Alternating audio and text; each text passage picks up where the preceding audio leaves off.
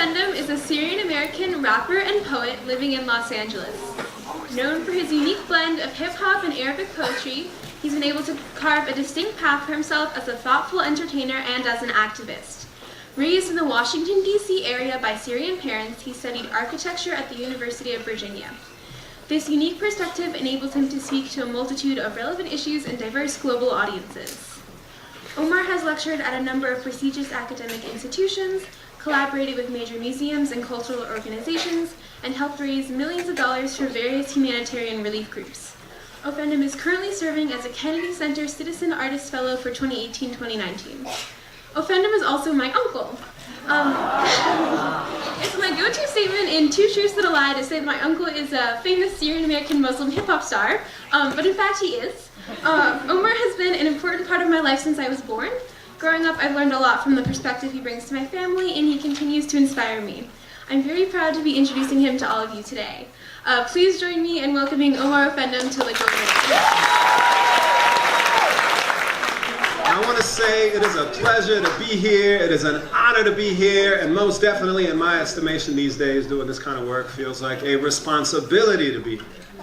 Why do I say that? I say it's a pleasure because I always love getting the opportunity to perform in the Bay Area. If you love living up here, make some noise. Especially knowing that my niece goes to school here and is surrounded by such an incredible energy, inspiring students, inspiring faculty. This means the world to me, so thank you. Thank you. And it's a responsibility to be here, not just because I'm Syrian, Arab, Muslim, American, or any of those things, but because I'm a human being who believes in equality and justice for all people, full stop.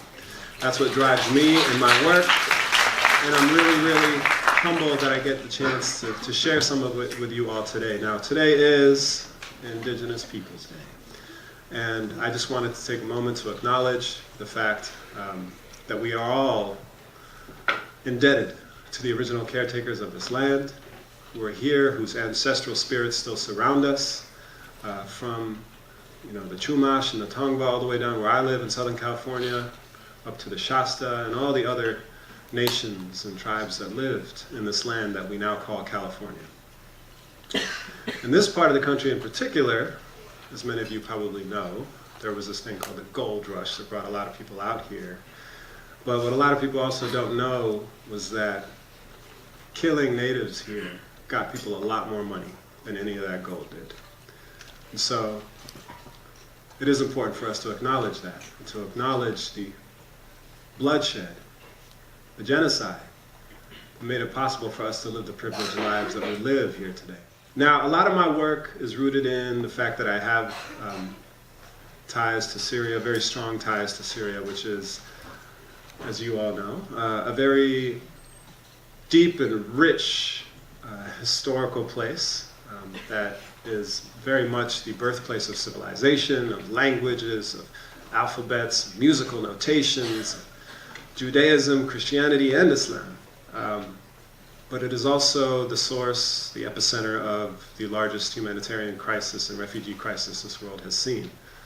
Millions upon millions of people have been displaced, over half the population of Syria, in fact.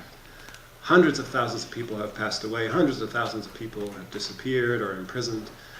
And for someone like me growing up in the Washington, D.C. area, as Molly mentioned, at the time that I did, when I would tell somebody I was from Syria, I would just get a blank stare or some really lame joke about breakfast cereal. But nowadays, it seems like I can't even turn on the radio without hearing about it, or, get into an Uber or a Lyft or a cab, and somebody asks me where I'm from, and all of a sudden find myself, entering some really dark, depressing conversation. I wanted to take a moment to remind all of you through this work and through this music that while it is important to highlight these issues, it's also important to note, again, like I said, that it is the birthplace of so much of what we know to be culture, and things that I'm very proud of. So, when I studied architecture at the University of Virginia, I had the opportunity to intern at the Historic Renovation Committee in the old city of Damascus. And some people say that Damascus is one of the longest continuously inhabited cities on planet Earth. Given that hip-hop is this urban culture, more specifically the street culture, I thought it was pretty cool to be able to represent one of the oldest urban and street experiences in the world. And there's one street in particular that's referenced in the Bible. It's where St. Paul got his sight back on the road to Damascus. It's what many say is probably the oldest street in Damascus. The Romans called it Via Recta, and it is in fact Straight Street, or the street called Straight. And I wrote a poem inspired by my time there and the conversations that I had with people walking up and down those streets that I wanted to share with you all to open up this event. I took a stroll down a street called Straight. Met a medicine man about a third of the way. Predecessor to the pusher man with something to say about an apple a day keeping the sickness away. I valued his advice at face at first, till he enlightened me to how precisely nature works. Giving us citrus fruits in wintertime for vitamin C. Just met each other, but I'm already invited for tea. SubhanAllah, his favorite habit, he and I turn out to be related. A small world's even smaller when you're Arab, ain't it? Made it a point to soak in all his information about regenerative meditations and preventative medication like a modern Ibn Sina with a pretty calm demeanor and a remedy for everything that plagued the Arab nations. Yet when asked how to cope with our impossible fate, he just said, follow the middle path to a street called Straight. And so I took a stroll down a street called Straight.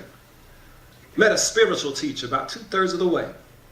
Predecessor to the preacher man with something to say about a prayer a day keeping the Satans at bay.